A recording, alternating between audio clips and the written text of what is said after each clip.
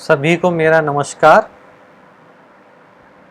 आज हम मुहूर्त के एक टॉपिक जिसको कहते हैं अयन उसको पढ़ेंगे और उसमें ये जानने का प्रयास करेंगे कि दक्षिणायन और उत्तरायण जो शब्द हम सुनते हैं उसका क्या अर्थ है और वो कब होता है, कैसे होता है।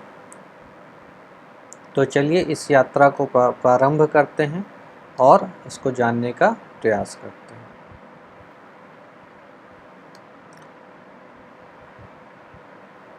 तो अयन जो है इसको जो दो भागों में बांटा गया है, एक दक्षिणायन कहा जाता है और एक उत्तरायण कहा जाता है।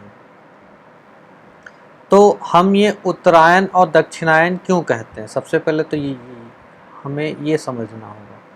तो उत्तरायण जैसा कि शब्द ही कहता है उत्तर प्लस अयन, तो ये उत्तरायण हो गया। दक्षिण प्लस अयन दक्षिणायन हो गया। तो उत्तर की तरफ जब होगा तो वो उत्तरायण हो गया, जब दक्षिण की ओर हो गया तो वो दक्षिणायन हो गया। अब है कि क्या होगा, कहने का मतलब ये किस चीज को कहता है। तो ये जो है सूर्य के गोचर के कारण, मतलब सूर्य जो भ्रचक्र में गोचर कर रहा है उसके कारण ये अयन का निर्माण होगा, या अयन का जो डिसीजन कहते हैं हम, वो सूर्य के गोचर के अनुसार होगा। हम ये सभी जानते हैं कि सूर्य जो है मेष से लेके मीन राशि यानी 12 राशि में गोचर करता है, यानी पूरे भ्रचक्र में गोचर करता है। हमने ये जरूर सुना होगा कि मकर संक्रांति का एक पर्व हम लोग मनाते हैं। संक्रांति क्या है उसे भी मैं समझाऊंगा किसी पार्ट में, लेकिन संक्रांति का मतलब हुआ एक राशि से दूसरे राशि में जाने को हम संक्रांति कहते हैं। तो सूर्य जिस दिन मकर राशि में जाता है उसको हम संक्रांति कहते हैं, मकर संक्रांति, क्योंकि मकर राशि में सूर्य का गोचर धनु से मकर में हो गया। तो ये एक बहुत ही महत्वपूर्ण पर्व है जिसे कि हम लोग सभी मनाते हैं। तो उसके मनाने के पीछे का कारण यही है कि उस दिन जो है सूर्य जो है वो उत्तरायण हो जाता है। तो अब चलिए सबसे पहले समझते हैं दक्षिणायन क्या होता है। तो दक्षिणायन कब होगा, सूर्य जब कर्क राशि में प्रवेश करेगा तो वो दक्षिणायन हो गया। और उससे फिर 6 राशियों तक, यानी दो हो गए दक्षिणायन और उत्तरायण, तो 6 राशियों को हमने बांट दिया 2 जगह पे। तो ये हो गया कि कर्क राशि, यानी कि जो 4 नंबर जो चंद्रमा की राशि वहाँ से लेके धनु राशि तक, यानी जो गुरु की राशि धनु राशि है वहाँ तक सूर्य जब भी गोचर कर रहा है तो वो दक्षिणायन हो गया।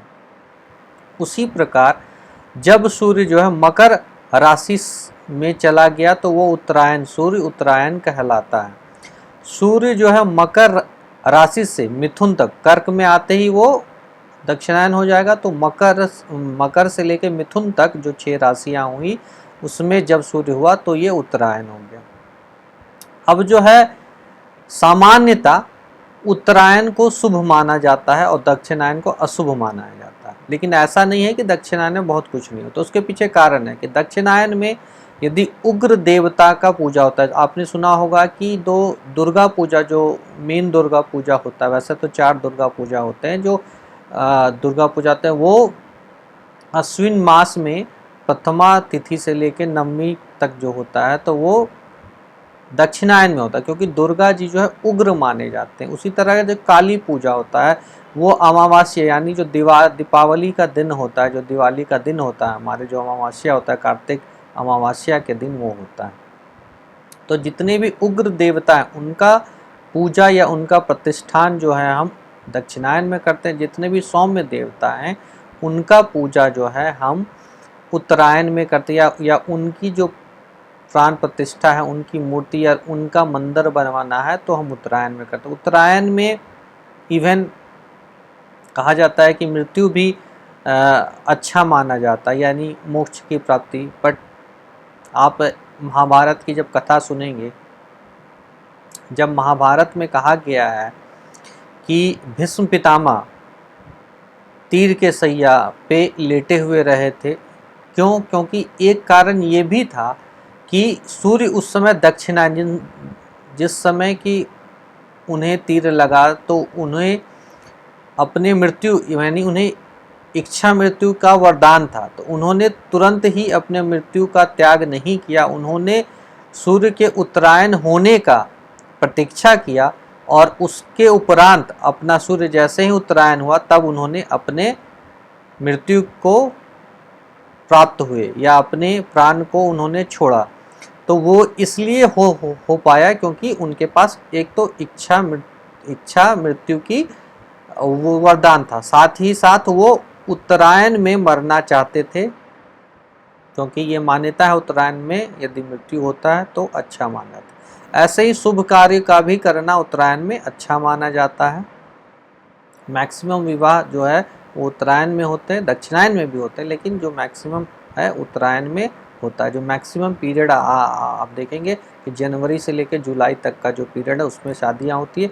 नवंबर से जनवरी का भी जो महीना होता है उसमें एक महीना तो वर्जित हो जाता है खरमास के कारण, लेकिन उसके पहले भी कुछ शादियां की तिथि होती है। तो मैक्सिमम वही मैं बोला कि काम जो होगा वो उत्तरायण में होगा। तो चलिए आज इस पाठ में हम लोगों ने बहुत कुछ सीखा और ये जाना कि उत्तरायण दक्षिणायन क्या होता है, यानी अयन क्या होता है और कब कौन सा अयन होगा और उसका हम कब प्रयोजन करेंगे। और ये हमने जाना कि ये जो है सिर्फ सूर्य के गोचर के कारण होता है, यानी सूर्य के गोचर पे ही पूरा निर्भर करेगा। सभी लोगों का बहुत बहुत धन्यवाद।